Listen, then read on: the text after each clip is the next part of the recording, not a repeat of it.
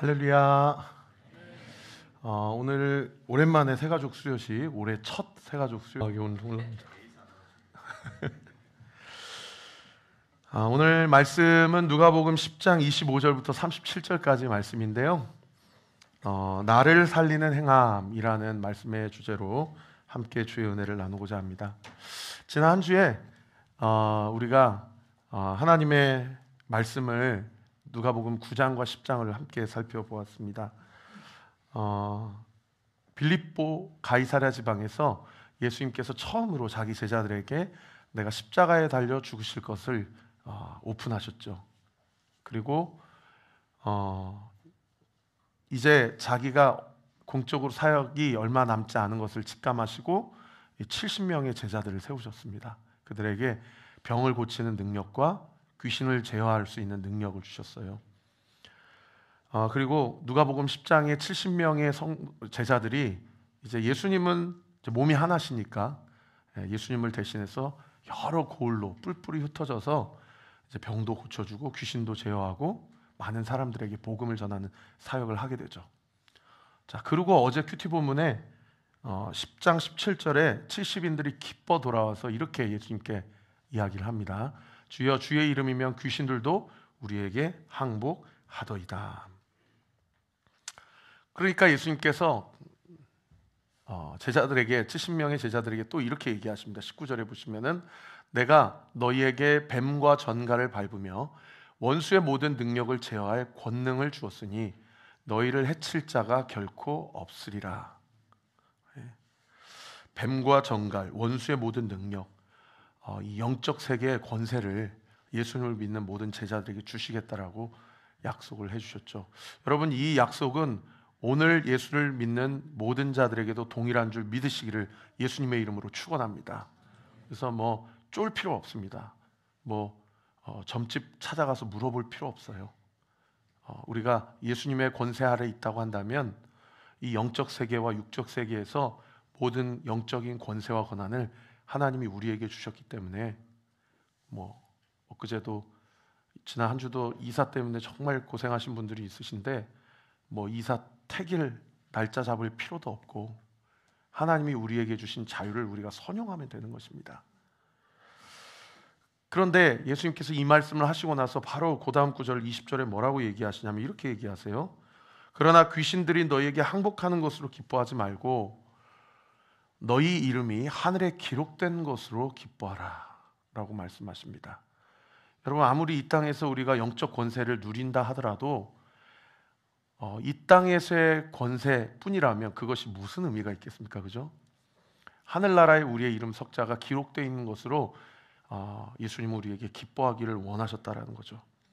이 말씀을 하시고 예수님께서 70명의 제자들 앞에서 하나님께 감사 기도를 드리십니다. 그 기도의 내용이 21절, 어제 큐티 본문이었는데 그때 예수께서 성령으로 기뻐하시며 이르시되 천지의 주제이신 아버지여, 이것을 지혜롭고 슬기 있는 자들에게는 숨기시고 어린 아이들에게는 나타내심을 감사하나이다. 옳소이다. 이렇게 되는 것이 아버지의 뜻입니다 라고 하나님께 감사 기도를 예수님이 올리십니다. 여러분, 여기 지혜롭고 슬기 있는 자, 그들에게는 하나님 나라의 복음을 감추셨고 어린 아이들에게는 나타내셨다. 이것이 아버지 하나님의 뜻이다. 지혜롭고 슬기 있는 자가 누굽니까? 많은 것을 배운 자, 또 많은 율법에 대해서 이해가 박학다식한 자, 가진 것이 많고 많은 사람들에게 존망과 덕망이 높은 자를 이야기하는 거죠.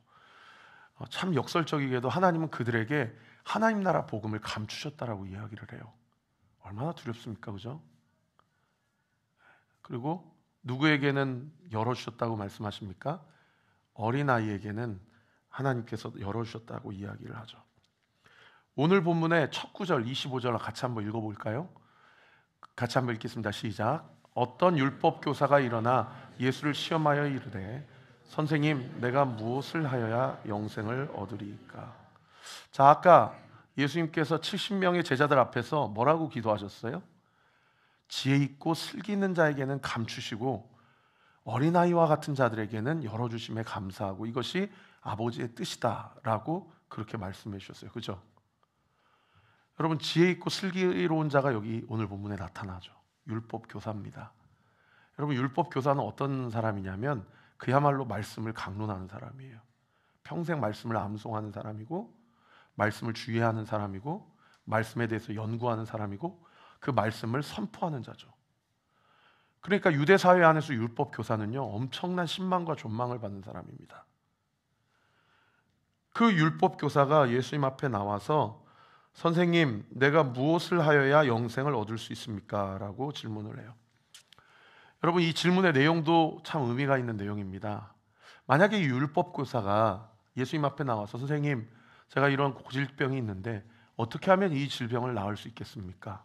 또는 선생님, 내가 지금 이러한 고민이 있는데 어떻게 하면 이 문제를 해결할 수 있겠습니까? 라고 물어봤다면 아마도 이렇게까지 누가나 마가나 성경에 기록되어 있지 않지 않았을까? 지금 율법 교사가 자기 나름대로는 율법에 통달한 사람이고 신학과 신앙에 대해서 엄청난 이해와 그 깊이를 함양한 사람인데 이분이 예수님께 와서 무엇을 질문하는 거 아니? 어떻게 하여야 영생을 얻을 수 있습니까? 라고 질문했다라는 것은 사실은 이 질문 자체가 어쩌면 이 율법 교사의 영적인 수준을 드러내는 그 질문이 아닌가 그런 생각이 들어요. 그 이전까지 예수님 앞에 나오는 사람들은 다 어떤 요구를 했습니까? 제 아들이 지금 죽게 되었습니다. 제 아들을 살려주십시오. 제 종이 죽게 됐는데 나는 이방인이고 백부장이고 로마 군인인데 내 수하에도 수하의 군병들이 이리 오라하며 오고 저리 가라며 가는데 말씀만 하옵소서. 낫겠나이다. 내가 이스라엘 중에 이만한 믿음을 보지 못했다. 어떻든 자기의 필요와 니즈를 가지고 주님 앞에 나왔단 말이에요. 그런데 이 율법 교사는 영생에 대해서 예수님께 질문하고 있다라는 거예요. 그러면 엄청난 영적인 내공이 있는 사람 아닙니까? 그런데 누가가 오늘 보면 첫 구절에 이 사람의 내면을 뭐라고 고발하는 거 아니? 예수를 시험하여 한 질문이다 라고 이야기를 하고 있어요. 무슨 얘기입니까? 나는 평생을 연구해서 요 정도 지혜와 지식을 쌓았는데 내가 보니까 얘는 30대 청년이에요. 유대인 한 청년이고 그 출신도 목수의 아들이고 가난한 집안이거든요. 네가 얼마나 말씀을 아는지 한번 내가 테스트해 볼게 라고 시험하며 영생에 대해서 질문했다라는 것을 볼 수가 있죠. 이 율법 교사가 오늘 본문에서 예수님께 두 가지 질문을 했는데 하나가 영생을 어떻게 얻을 수 있습니까? 라는 질문인가 하면 두 번째 질문은 29절에 기록되어 있어요. 그러면 내 이웃이 누굽니까?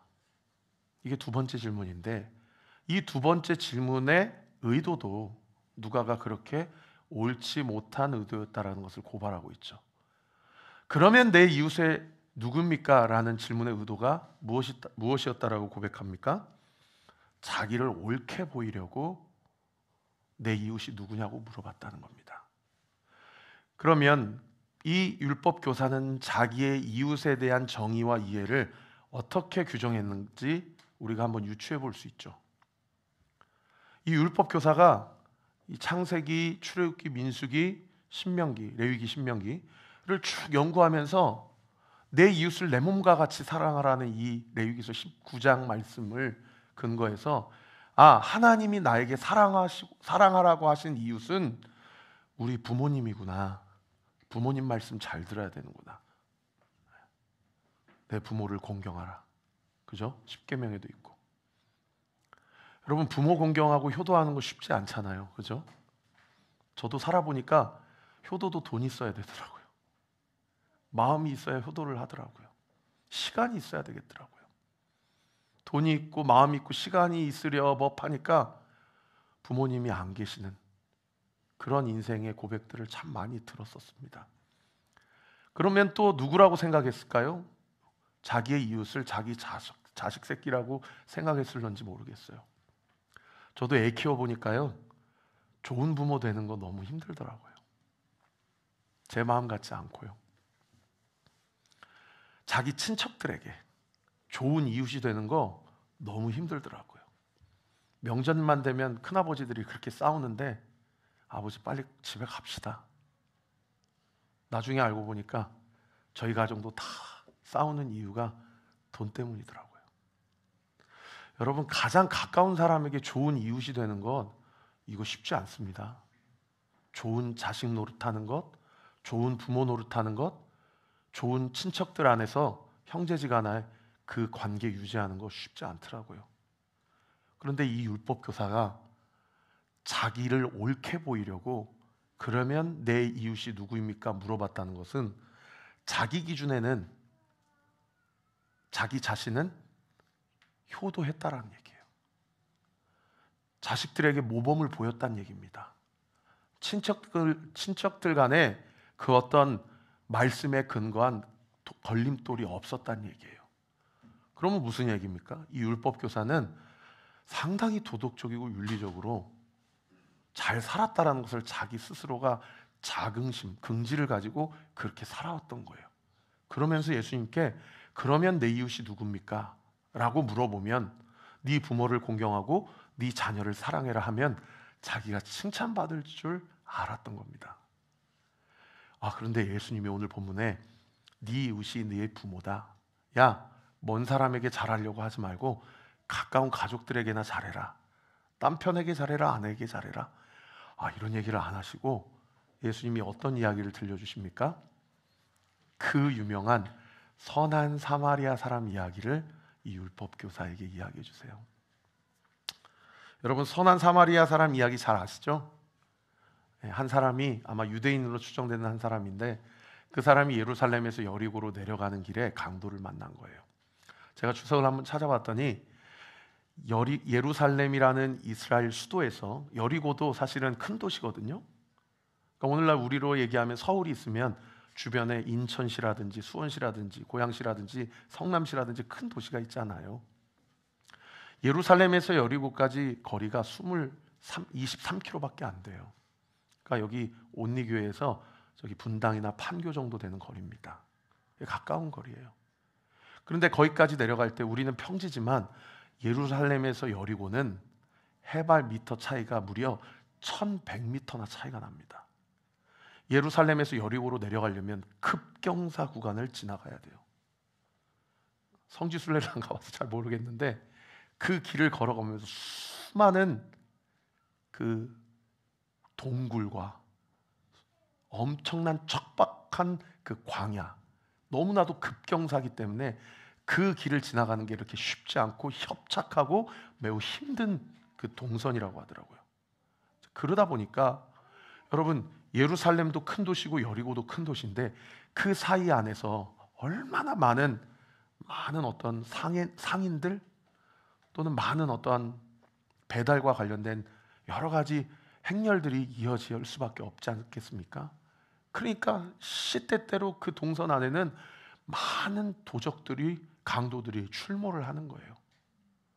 이 사람이 어떤 깡으로다가 혼자서 그렇게 예루살렘에서 여리고로 내려갔는지 모르겠지만 그렇게 내려가다가 강도를 만난 겁니다. 옷 벗김을 당하고 엄청난 매질을 당하고요, 가진 것을 다 도둑질 당했어요. 오늘 본문에 보니까 그냥 매질 당한 게 아니라 죽기 바로 직전까지 매질을 당했어요. 이렇게 시간이 흐르면 완전히 객사하는 정말 너무나도 어려운 상황이었습니다. 그때 누가 지나가요? 한 목사님, 제사장이 지나갑니다. 누구보다도 말씀을 성도들에게 대언하고 또 그 누구보다도 하나님의 말씀을 가지고 하나님 앞에 중재자 역할을 하는 가장 거룩한 사람, 누구보다도 성도를 사랑하고 자기 민족을 사랑해야 되는 그 직분자 제사장이 지나가는데 세상에 그 제사장이 쌩을 까고 지나가는 거예요. 여러분 한번 생각해 보십시오. 여러분이 지금 지나가는 강도에게 이 소매치기를 당했는데 저하고 눈빛이 마주쳤어요. 근데 제가 쌩을 까고 딱 지나갔다고 생각해 보세요. 그러면 오늘 이 시간 여러분 제 설교가 여러분 귀에 들리겠습니까? 너무 이율배반적이죠. 그런가 하면 레위인이 지나가요. 오늘날 얘기하면 항종직 직분자들입니다. 장로, 권사, 안수집사 이런 중직자들이 지나가는데 세상에 교회에서는 그렇게 잘해주시던 장로님, 그렇게 친절하시던 권사님이 지나가면서 쌩까고 지나가는 거예요. 그러니까 어쩌면 이 유대인은 지금 죽기 직전까지 집단 린치를 당했기 때문에 너무나도 큰 피해를 입기도 했지만, 곁눈질로 바라봤던 쌩까는 목회자, 쌩까는 중직자들을 바라보며 내가 여기에서 혹여나 살아 돌아가더라도 내가 이 신앙을 유지할 수 있을런지 너무나도 큰 마음의 상처를 입고 그렇게 죽어가는 상황 가운데, 내가 그동안 살아생전에 혐오했던 사마리아 출신의 한 사람이 지나가는데 그 사람이 나에 대해서 어떻게 해주는지 한번 본문을 한번 띄워주세요. 제가 동사만 하이라이트 해달라고 부탁을 드렸는데, 불쌍히 여기다, 가까이 가다, 상처에 기름과 포도주를 붓고 싸매다, 자기 짐승, 자기 차에 태워서 주막으로 데리고 가, 오늘날로 병원입니다.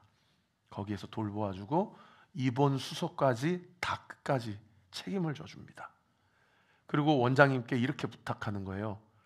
데나리온 이 데나리온 하나에 오늘 하루 품삯이거든요. 그러니까 제가 요즘에 노가다를 안 해봐서 잘 모르겠는데 아마 10만 원, 15만 원 정도를 하루 품삯이라고 치면 한 30만 원 정도 되는 돈을 쥐어주면서 이 사람 절대 그냥 퇴원시키지 말고 완치되고 이제 퇴원할 만하면 그때 퇴원해주고, 그때까지도 이 돈이 모자라거들랑 나한테 영수증 청구해달라고 그렇게까지 부탁을 하고 가는 겁니다. 근데 여러분 저 보세요. 유대인하고 사마리아인은 어떤 관계냐면 서로 개 취급하는 관계입니다. 인간 취급을 안 하는 관계예요. 그러니까 이 사람은 살아생전에 사마리아인 하면 자기 안에 어떤 감정이 올라오는 관계냐면 너무나도 큰 혐오의 감정이 올라오는 관계예요. 쟤네들은 더러운 애들, 쟤네들은 인간 말종들, 결코 상종하지 말아야 될 사람들, 그렇게 생각하는 사람이 사마리아 사람이었다는 거예요.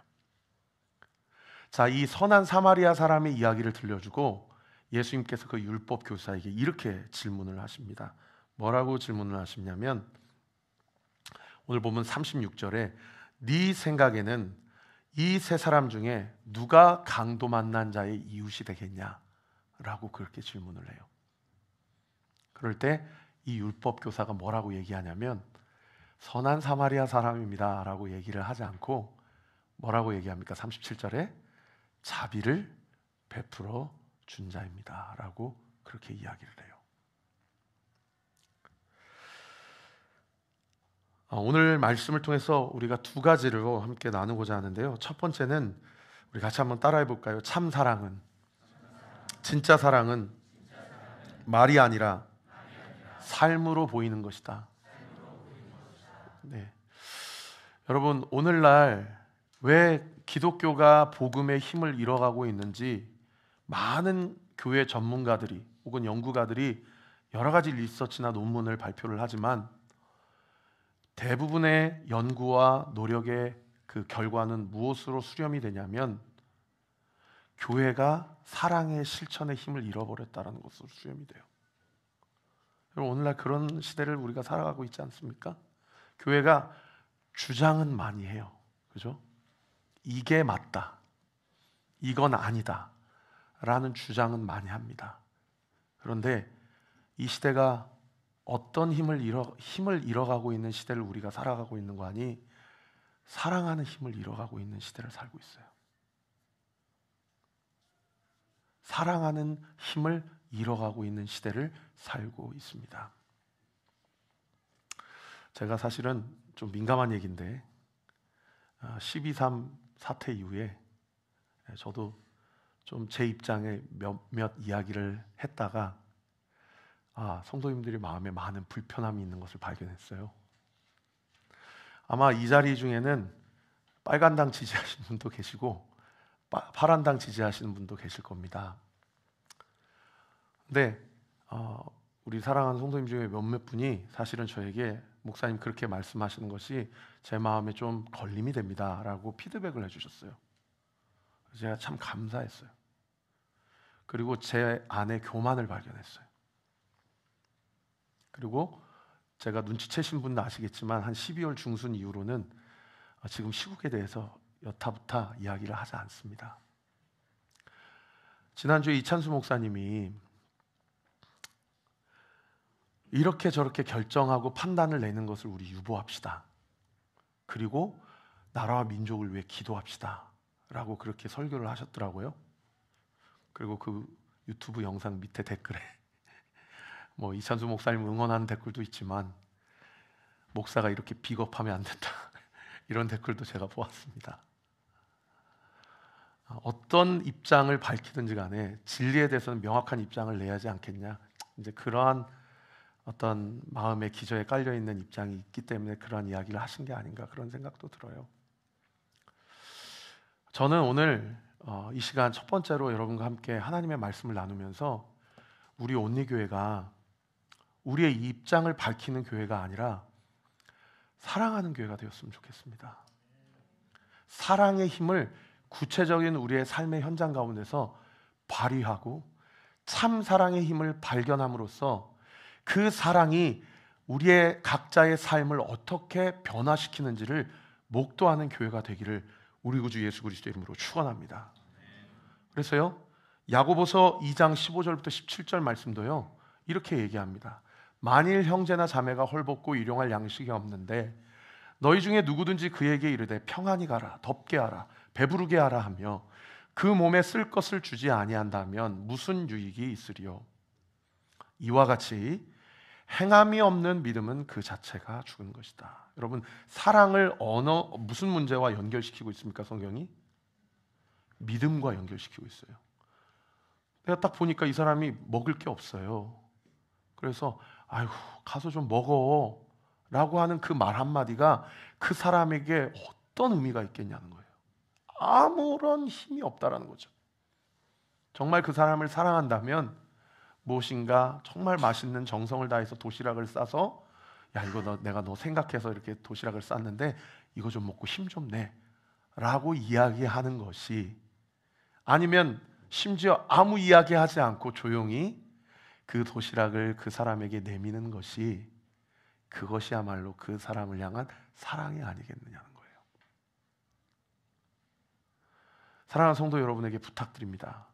이 시국을 놓고 여러분이 어떤 입장을 취하시든지 간에 제가 여러분에게 질문해 보겠습니다. 여러분이 고민하고 갈등하며 여러분의 입장을 주장하는 시간이 많습니까? 정말 나라와 민족과 위정자들을 위해 기도하는 시간이 많습니까? 여러분, 우리 한국 교회를 위해 같이 기도합시다. 그리고 이 지역을 놓고도 같이 기도하고요. 그리고 특별히 200만이나 넘는다고 목회 연구소에서 발표한 공동체를 찾지 못하고 골방에서 혼자 신앙생활 하시는 가난한 성도들을 위해 기도합시다. 정말 그들이 진짜 공동체를 만났다면 과연 제도권 교회 밖으로 나가셨을까? 우리 교회에 오시는 많은 성도님들을 우리가 말이 아닌 행함과 진실함으로 서로 사랑할 때에 하나님께서 우리 온리교회를 이 다산 땅과 남양주 지역에 세우신 분명한 이유를 우리가 함께 교회를 세워가면서 경험케 될 줄 믿으시기를 우리 구주 예수 그리스도 이름으로 축원합니다. 오늘은 등대 나눔이 없지만 그래도 제가 주보에 실었습니다. 첫 번째 등대 나눔 질문인데 한번 생각해보는 질문이 되셨으면 좋겠어요. 여러분이 지금까지 신앙생활을 하면서 가장 나에게 큰 사랑과 도움을 주었던 사람이 있다면 누구인지. 저도 생각나는 사람이 지금 제 머릿속에 이렇게 몇몇 분 지나가시거든요. 그리고 제가 개척했을 때 정말 힘들 때 저를 도와주셨던 성도님들, 저와 함께 하겠다고 개척 멤버로 동참해 주신 분들, 그리고 목사님 제가 이래저래 해서 동참은 못하지만 일정 기간 좀 헌금을 보내겠습니다, 또는 기도 시간을 구별해서 기도하겠습니다 하는 그 성도님들이 생각이 나요. 여러분, 우리 각자 자신은 우리가 여기까지 올 때 결코 우리 혼자만의 힘으로 여기까지 올 수 없었습니다. 동의하십니까? 누군가의 나를 향한 기도 때문에, 누군가의 나를 향한 도움 때문에 우리가 여기까지 올 수 있었고 우리가 서로 만날 수 있었어요. 저는 그때 그 지점마다 그분의 도우심과 기도로 내가 그렇게 신앙이 자라갈 수 있었다면, 여러분 2025년 2월 23일 오늘은, 여러분 올 한 해는 우리 온리교회가 우리 서로 돕고 기도하고 격려하고 응원하라고 우리 교회를 만나게 해주시고 세우신 줄 믿으시기를 우리 구주 예수 그리스도의 이름으로 축원합니다. 그런가 하면 두 번째로요, 자기가 옳게 보이려고 여겼던 그 두 번째 질문 있잖아요. 내 이웃이 누구입니까? 라는 그 질문. 그 질문은 자기가 그동안 생각했던 이웃은 누구라고 생각했다고 말씀드렸어요? 내 부모님, 내 자녀들, 내 친척들, 내가 생업의 현장 가운데서 날마다 만나는 나의 지인들은 하나님이 나에게 주신 이웃이라고 생각했어요, 율법교사는요. 그런데 누구는 하나님이 나에게 주신 이웃이라고 생각하지 못했던 겁니까? 사마리아 사람은 나의 이웃이라고 추워도 이 율법교사는 생각하지 못했다라는 거예요. 제가 여러분에게 질문해 보겠습니다. 여러분이 추워도 내 이웃이라고 하나님이 나에게 사랑하라고 품으라고 나에게 붙여주신 그 사람은 누구입니까? 한 번도 그렇게 생각하지 못했더라도 예수님이 오늘날 우리에게 그 사람도 너의 이웃이다 라고 그렇게 말씀하고 있다라는 것이죠. 저는 어제 그 미랄 두레학교 입학식에 다녀왔습니다. 물론 공식적인 입학식은 3월 4일에 있지만 저희 둘째 아들이 이제 다산 하늘초등학교 제도권 교육에 이제 그 계속 다니겠다라는 그 포기서 각서를 또 다 써야 되더라고요. 가서 그거 다 쓰고, 그리고 선생님이 저한테 와서 그래도 1년에 한 번씩은 다음이 학교로 데려오셔서 저에게 잘 양육하고 있음을 보여주셔야 됩니다. 그것이 정부가 규정한 법입니다. 그렇게 또 당부를 해주시더라고요. 예, 알겠습니다. 그리고 어제 이제 미랄 두레학교라는 기독교 대안학교, 한 차로 한 10분만 가면 있는 학교인데요. 거기 가서 입학식을 했습니다. 가족 캠프를 했는데 또 어떻게 제 소문을 들으셔가지고 한 20분 찬양을 부탁을 하셨어요. 그래서 아니 저희 아들 아직 입학도 안 했는데 300명 학부모 앞에서 저보고 찬양 인도를 하라니 그게 무슨 말씀이십니까? 운영위원장님 그렇게 얘기하니까 이미 알고 부탁하는 거니까 거절하지 말라고 그래가지고 지난주에 우리 박상욱 집사님, 우리 하준철 성도, 유신 집사님, 이문지 성도님, 윤은아 간사님 이런 몇몇 분한테 좀 부탁해갖고 같이 가서 목사님 찬양 인도하니까 연주도 좀 해주고 같이 찬양 싱어로 좀 섬겨달라고 그래서 어제 같이 갔다 왔습니다. 네, 제가 찬양 인도를 잘 했겠습니까? 완전히 그냥 죽을 썼겠습니까? 네. 감사합니다. 제가 홈런을 쳤습니다. 주여 용서하소서. 웃으라고 하는 얘기인데 아무도 안 웃으더니만 제가 진짜 최선을 다해서 잘했어요. 그래서 저분이 요 다음이 아빠래. 그리고 세상에 같이 밥 먹는데 교회를 못 정하신 여기 앞에 롯데캐슬에서 사시는 학부모를 만났어요. 그래서 제가 우리 교회 오세요. 그랬더니 자기 거실에서 온리교회 간판이 보인답니다. 교회 뷰라고 그러시더라고요. 그래서 이건 하나님의 인도하심입니다. 오세요. 말씀을 드리고 좀 그 주변에 좋은 교회에 대한 입소문이 났으면 하는 솔직히 인간적인 마음이 있었습니다. 네, 그래서 이렇게 우리 프로 세션 지체들한테 또 부탁도 하고 송폼도 딱 정하고 섹션도 딱 약속을 해서 기가 막히게 했어요. 안 그래도 찬양 인도하고 내려갔더니 교장 선생님이 올라오셔서 미랄 두레학교 역사상 이런 찬양이 처음이라고 그런 얘기 했습니까? 안 했습니까? 박 집사님. 그래요?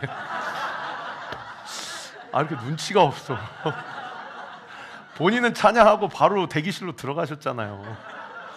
저는 학부모랑 앉아 있어서 그 얘기를 꼭 분명히 들었어요. 그랬더니 저를 어떤 학부모님이 아니 세상에 이번에 남양주 지금 지구의 온누리교회 성전 건축했다고 그러는데 거기 목사님이세요? 이렇게 물어보시는 거예요. 그래서 온누리교회가 아니고 온리교회입니다. 제가 막 이렇게 얘기하고 그랬어요. 제가 한 20분 찬양 인도하고 교장 선생님 올라오셔서 그분이 교장 선생님이시기도 하지만 목회자시더라고요.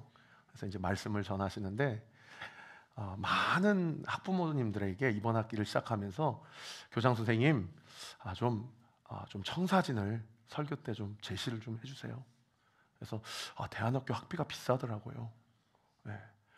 그런데 그렇게 그리고 또 저희처럼 한 명만 보내는 가정은 몇 없고 막 2명, 3명씩 보내는 거예요. 그러니까 여러분 1, 4분기, 2, 4분기, 3, 4분기, 4, 4분기 4번을 1년에 내야 되는데 한 학기당 한 분기당 200만 원만 쳐도 1년에 얼마입니까 학비가? 그리고 3명을 보내면 학비가 얼마예요? 와, 그렇게 그래도 아이들한테 다 학비 그거를 하고 대신에 이제 모든 사교육과 학원을 다 끊고 거기에만 이제 올인을 하시더라고요. 근데 이제 어떻든 설교에 좀 부담을 가지고 왔다 그러시면서 그 미랄 두레학교의 그 부제가 참 제가 이 부제가 마음에 들었는데 이렇게 되어 있어요. 예수님의 가르침 그대로 미랄 두레학교. 이게 학교의 비전이에요. 끊임없이 학부모님들에게 그러한 어떤 유혹이나 또 도전도 받는 거예요. 학부모님들뿐만 아닙니다. 세상의 도전도 받아요. 어떤 유혹과 도전을 받습니까? 이 학교 나오고 1학년부터 12학년까지 초등학교 6년, 중고등학교 6년, 12년 과정을 우리 학교에서 시키는 대로만 공부해서 준비하면 속된 말로 스카이 갑니다. 이런 유혹과 도전 앞에 매 학기마다 직면하고 학부모들을 설득하고 그렇게 간다라는 거예요. 그러면서도 끝까지 견제하고 놓지 않고 싶은 교육 철학은 우리는 예수님의 가르침 그대로 아이들을 가르치겠습니다 라는 것이라는 것이죠.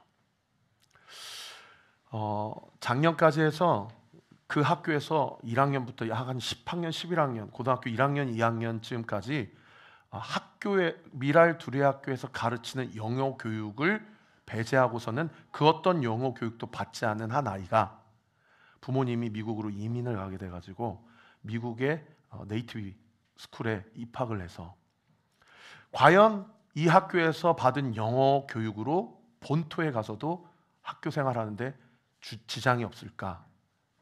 그 학생이 한 명 있었다고 그래요. 그래서 그 학생의 전화를 기다렸다고 합니다. 설렘 반 그리고 두려워하는 마음 반 기다렸는데 그 어머니에게 전화가 왔다고 해요. 그래서 그 어머니가 그 교장 선생님한테 뭐라고 말씀하신 거 아니?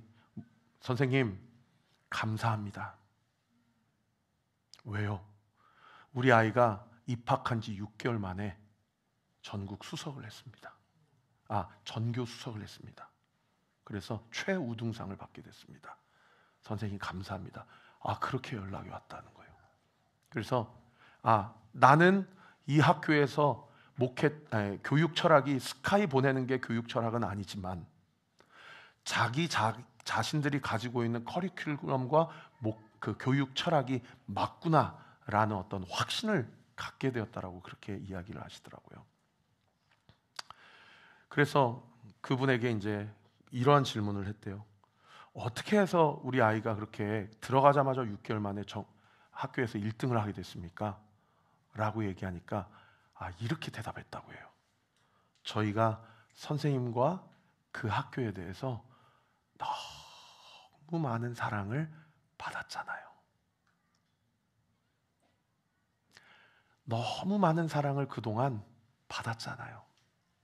이제는 그 받은 사랑 그대로 사랑이 필요한 아이들에게 우리 아이가 사랑을 흘려보내는 아이가 되기를 원해요.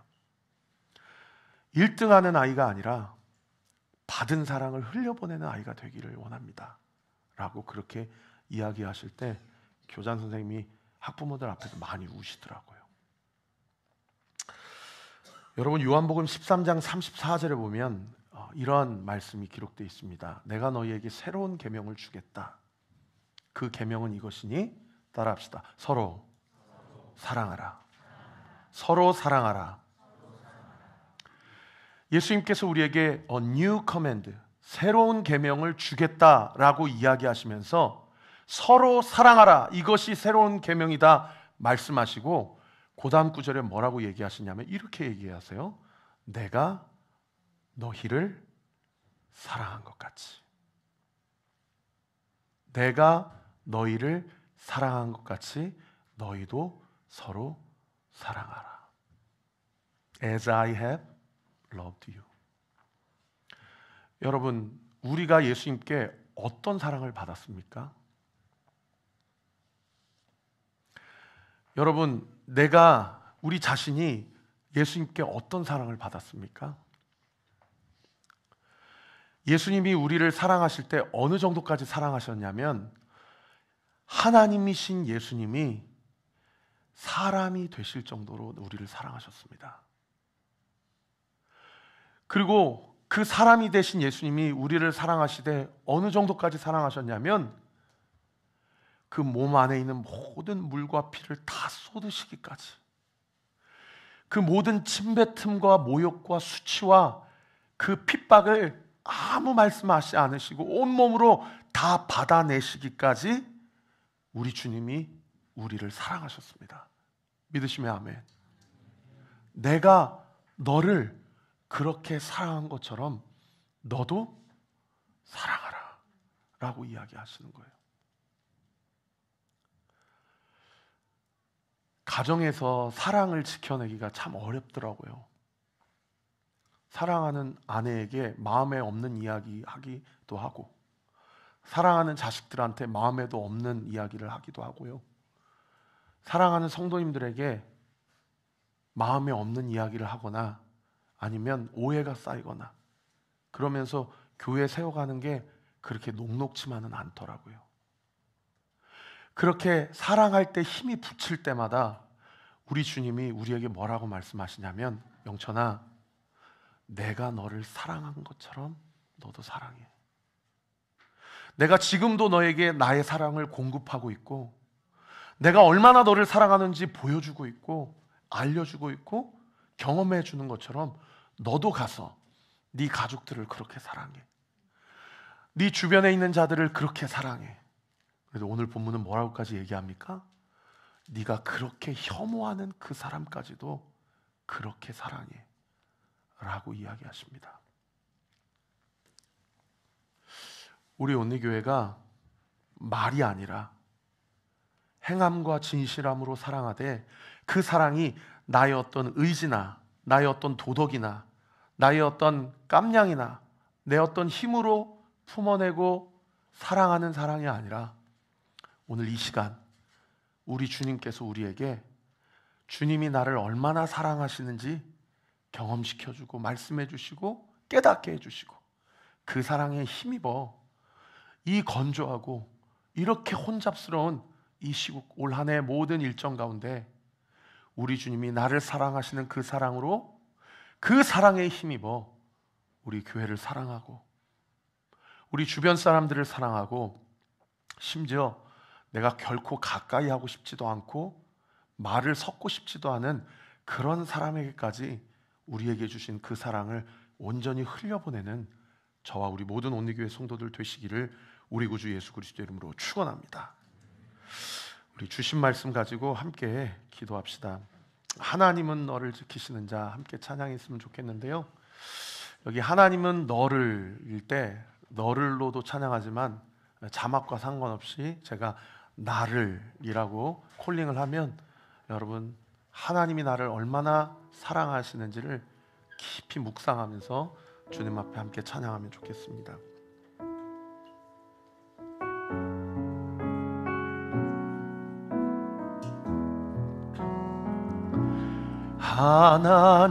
하나님은 너를 지키시는 자, 너의 우편에 그늘 되시니 낮의 해와 밤의 달도 너를 해치 못하리니 하나님은 하나님은 너를 지키시는 자, 너의 환난을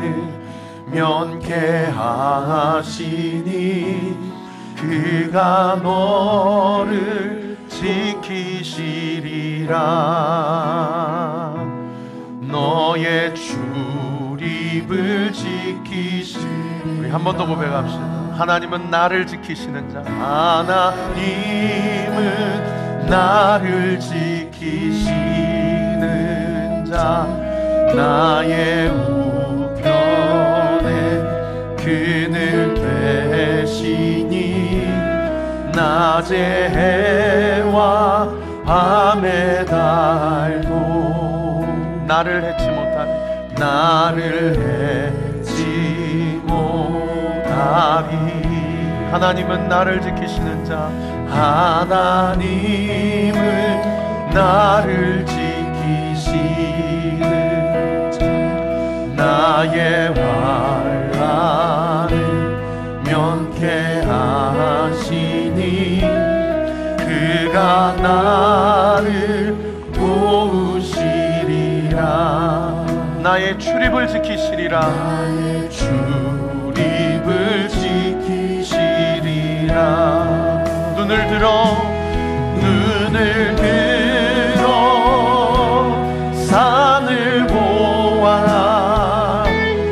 나의 도움 어디서 오나. 천지 지으신 나를 만드신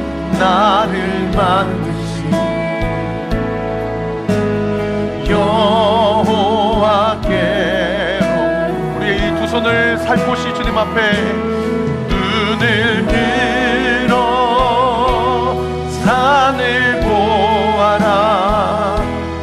나의 도움 어디서 오나. 천지 지으신 나를 만드신 여호와께. 우리 한 번 더 믿음으로 고백합시다. 눈을 들어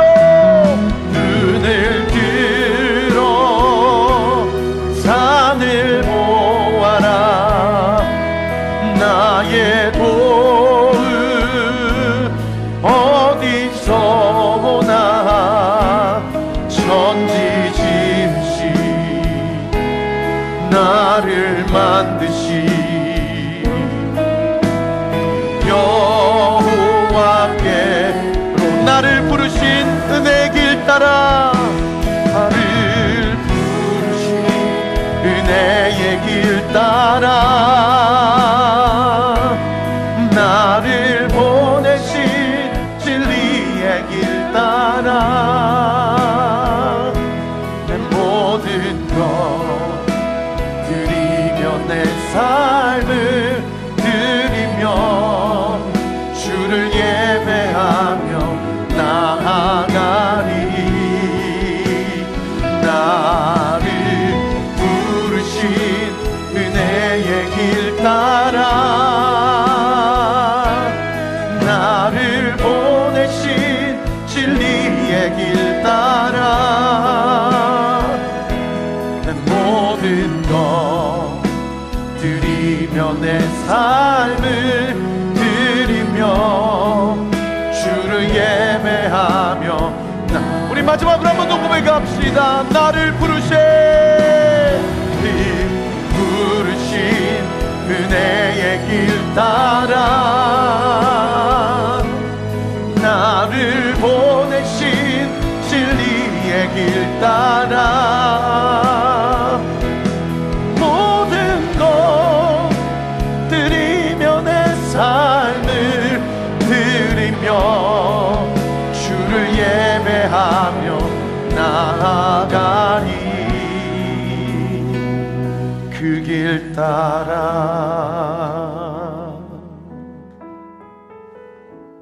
엊그저께 새벽 예배 마치고 교회 나가는데 새벽까지 홀덤펍에서 이렇게 돈 놀이 하시고 어느 두 분이 거기서 나오시면 자연스럽게 교회 앞이잖아요.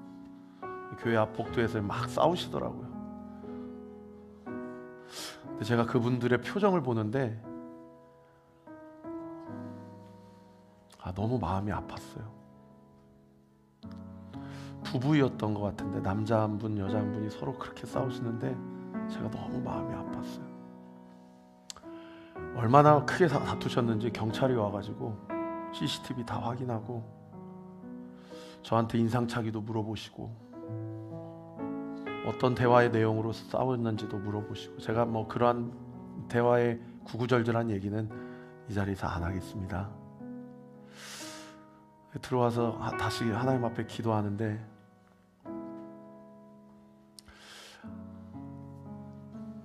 하나님, 홀덤펍 좀 물론 좀 영적으로 결이 안 맞는 두 업종이니 좀 정리 좀 해주세요 라고 은연중에라도 주님 앞에 기도했던 제가 얼마나 하나님 앞에 회개했는지 몰라요.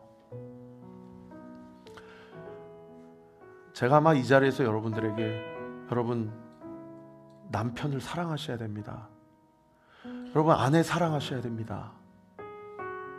그렇게 설교하면 뭐 그것도 뭐 틀린 설교는 아니지 않습니까? 근데 오늘 말씀이 뭐라고 얘기합니까? 네가 혐오하는 자까지도 사랑해야 된다. 네가 개 취급하는 사람도 품어야 된다. 오히려 그들에게 복음이 열려있고 지혜로운 척하고 거룩한 척하고 슬기로운 자들에게는 오히려 복음이 닫혀있다. 이것이 아버지의 뜻이다. 말씀이 우리에게 이렇게 얘기해요. 저는 담임 목회자로서 제가 솔직히 성도님들에게 제 마음을 조금 표현하면 우리 성도님들 서로 간에 관계적으로 뒤틀리거나 싸울까봐 얼마나 심장이 벌렁벌렁 거리는지 아십니까?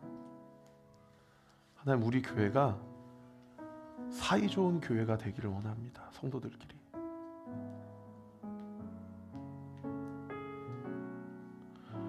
근데 말씀을 준비하면서 한 번도 그렇게까지 기도해 본 적은 없는 것 같아요. 하나님, 이 시대 한국 교회가 혐오하는 자들까지도 사랑하는 교회가 되게 해주십시오 라고 기도해 본 적은 사실 별로 없는 것 같아요. 사랑하는 성도 여러분, 주변에 조금만 눈을 돌려보면 우리 교회 안에도 정말 힘드신 분들 많이 있습니다. 여러분, 이번 한 주 등대 안에서 좀 많이 격려해 주세요. 제가 담임 목사로서 부탁드립니다. 좀 표현 좀 해주세요. 말 안 해도 알지, 아니 모릅니다. 많이 격려해 주시고 많이 응원해 주시고 특별히 등대지기들을 위해서 많이 격려해 주세요. 교회가 좀 될라 치니까 얼마나 사탄 마귀가 이 앞선 자들을 시험에 빠뜨리는지 몰라요. 앞서 세워진 자들이 굳건하게 주어진 사명을 잘 감당할 수 있도록 여러분 기도해 주세요. 그리고 우리의 믿음의 지경, 우리의 기도의 그 지경이 이 세상 사람들이 혐오하는 사람에게까지 우리가 행함과 진실함으로 그들을 사랑할 수 있는 우리 교회가 될 수 있도록 우리 함께 기도하면서 그렇게 교회를 세워갔으면 좋겠습니다. 우리 이 시간 같이 한번 기도할 때 오늘 주신 말씀 붙잡고 우리 주여 3번 크게 부르짖고 기도합니다. 주여, 주여, 주여. 아버지 하나님 붙잡아 주시고 하나님의 은혜와 사랑이 온전히 분바되게 하시고 하나님의 영광이 온전히 나타나는 놀라운 역사가 있기를 원합니다. 주님 함께하여 주시옵소서. 주님 역사하여 주시옵소서. 주님 믿음 가운데 함께하여 주시고 하나님의 영광을 위하여 온전히 나타나는 놀라운 은혜의 역사가 있기를 원합니다. 주님, 우리 교회를 불쌍히 여겨주시고 하나님의 뜻과 계획과 섭리 가운데 하나님의 은혜와 영광을 바라보며 주의 뜻을 온전히 이루는 놀라운 은혜의 역사가 있기를 원하오니 주님, 주의 마음과 주의 생각으로 하나님의 영광을 위하여 나아가는 기적의 역사, 구원의 역사가 있도록 주께서 함께하여 주시옵소서. 나를 부르신 그 은혜의 길을 따라 나아갈 때에 우리 모든 앞선 등대지기들과 모든 팀장들 붙잡아 주시고 아버지 하나님 교회를 세워갈 때에 여러 가지 부침도 있고 또 여러 가지 고통도 따르겠지만은 아버지, 주께서 우리를 사랑하실 때에 아버지 하나님 자신의 목숨을 내어주시기까지 그 사랑하신 그 주님의 사랑으로 하나님의 뜻을 온전히 이루는 놀라운 은혜의 역사가 있도록 주께서 함께 하시고 주님 인도하여 주시옵소서. 하나님, 우리는 주님 저에게 더 사랑이 필요합니다. 주님 사랑을 부어주세요. 주님 앞에 그렇게 기도할지 몰라도 주님은 너 얼만큼 더 사랑받아야 사랑받았다고 이야기할래? 너 이미 너무 많은 사랑을 받았잖아. 내가 이미 너를 사랑한 것처럼, 내가 너를 얼마나 사랑해서 나의 목숨까지도 내어줄 만큼 내가 너를 사랑한 것처럼 너의 사랑의 지경을 넓혀가기를 원한다 말씀하시는 그 하나님의 말씀 앞에 아버지, 우리 사랑한 온리교회 성도들 중에 우리 아내 성도들, 우리 남편의 말에 주의 말씀대로 복종하게 해주세요. 우리 사랑하는 남편 성도들,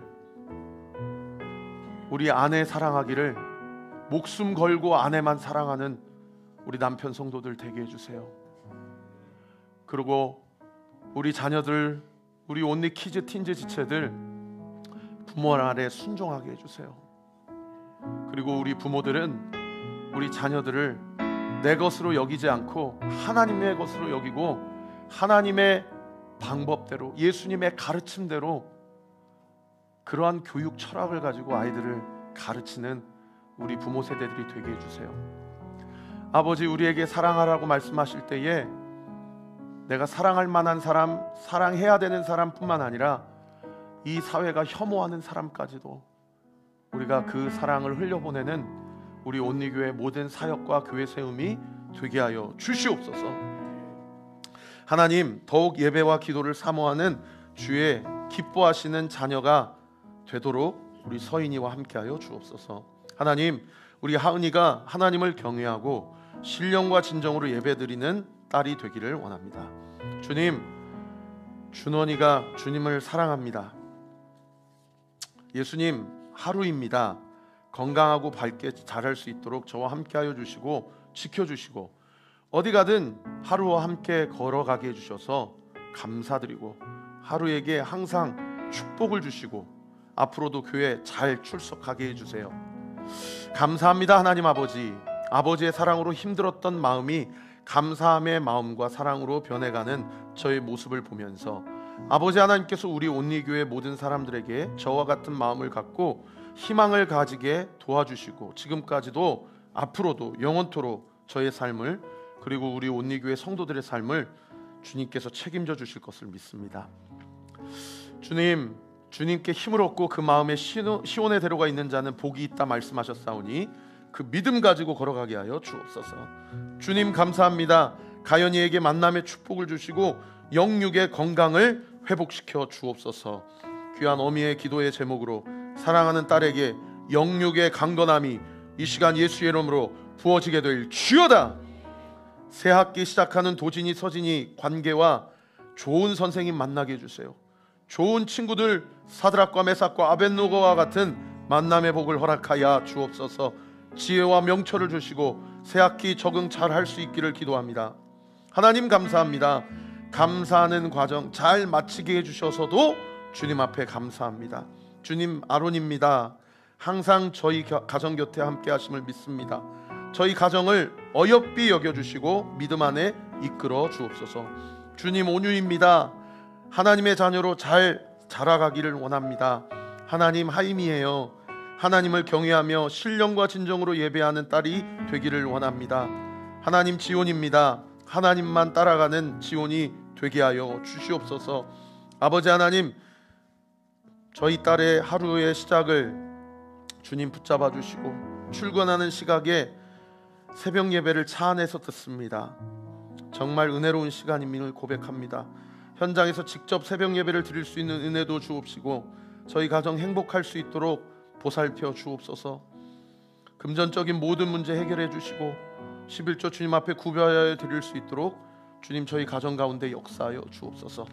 이 밖에도 온라인으로, 무명으로, 또 마음으로 주님 앞에 봉헌하는 우리 사랑하는 손길들, 그리고 모든 기도의 제목들 주님께서 이미 아시오니 이 예물을 기뻐 받아주시고 이 예물이 쓰이는 곳곳마다 하나님의 사랑을 흘려보내는 우리 교회 모든 사역이 되게 하여 주옵소서. 이제 이번 주 토요일날 월삭 새벽 예배를 드립니다. 새로운 한 달을 시작합니다. 다음 주부터 다시 전도의 여정을 시작합니다. 아버지 하나님, 새 학기 다산 초등학교, 중학교, 고등학교와 이 주변에 있는 모든 학생들, 또 이 주변에 있는 모든 사업장과 모든 학부모들을 축복합니다. 우리 교회가 우리 가나안 성도들을 책임지고 그들에게 사랑의 공동체가 되어주는 생명력 있는 교회가 되게 하여 주옵시고, 우리 교회를 통하여서 하나님이 맡겨신 그 사명, 어떤 혐오스러운 사람들까지도 우리가 그들을 품고 이웃으로 여기고 그 사랑을 흘려보내는 우리의 모든 교회 여정이 되게 하여 주시옵소서. 그렇게 일하시고 함께 하실 주님께 모든 영광 찬양 올려드리며 살아계신 예수 그리스도의 이름으로 기도하옵나이다. 아멘. 우리 하나님께 감사와 영광의 박수 올려드립시다. 주님을 찬양합니다. 우리 각 가정도 우리의 삶과 사역 가운데 하나님의 일하심이 온전히 보여지게 될 것을 믿습니다. 할렐루야. 우리 다 같이 자리에서 일어나셔서 공동체 고백하고 축도함으로 예배를 마치겠습니다. 시작. 주님은 빛이십니다. 저희도 어두운 세상에 빛이 되게 하소서. 사회와 교회에 한 줄기 빛을 비추는 공동체 되게 하소서. 주여, 나의 마음과 몸을 주님께 드립니다. 나에게 주어진 것이 내 것이 아님을 깨닫게 하시고 헌신하여 이 땅에 하나님 나라를 이루게 하소서. 주님은 우리의 목자이십니다. 양이 목자를 떠나 살 수 없듯이 우리도 주님을 떠나 살 수 없습니다. 주님께 순종하는 삶이 가장 안전하고 완전한 삶입니다. 이제 세상으로 나아가 예수 그리스도의 주인 되심을 선포하는 삶이 되게 하소서. 아멘. 오늘은 아이 컨택하고 축복하고 싶습니다. 성도 여러분, 저의 눈을 바라봐 주시고요.